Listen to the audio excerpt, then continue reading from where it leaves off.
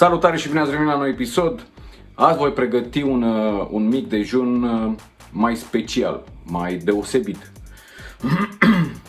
Ne trebuie doar un ou și o felie de pâine. Și puțin unt, bineînțeles. Dar să vedem cum se prepară. Ok, după cum am spus, avem nevoie doar de unt, o felie de pâine și un ou. Dar și de acest pahar. Da? Ok.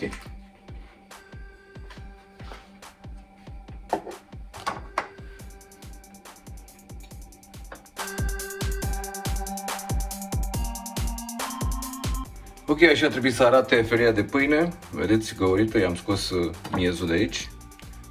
După care mergem la tigaie. Punem unt, dăm drumul la foc. Da, drumul la foc. Lăsăm să încălzească untul. Și apoi punem felia de pâine, da?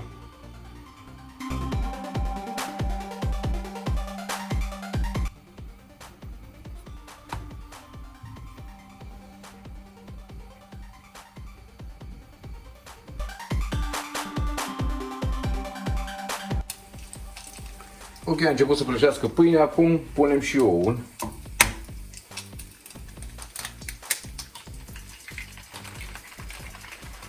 Foarte frumos, vedeți?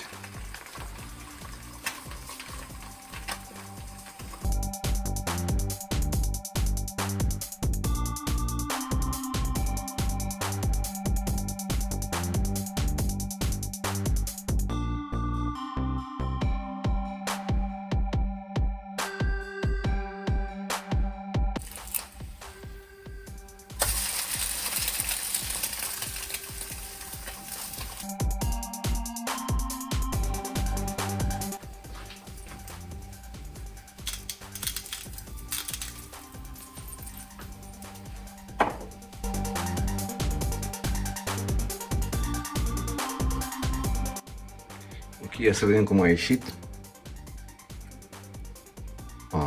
Perfect. Deci și voi. Tăiem. Și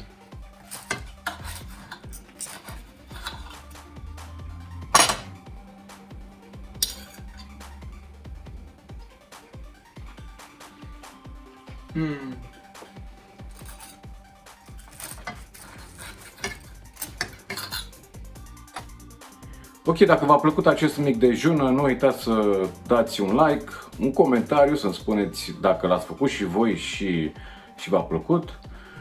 Un subscribe cu clopoțel, să fiți notificați atunci când încarc următorul clip și noi ne revedem în următorul episod. Ciao!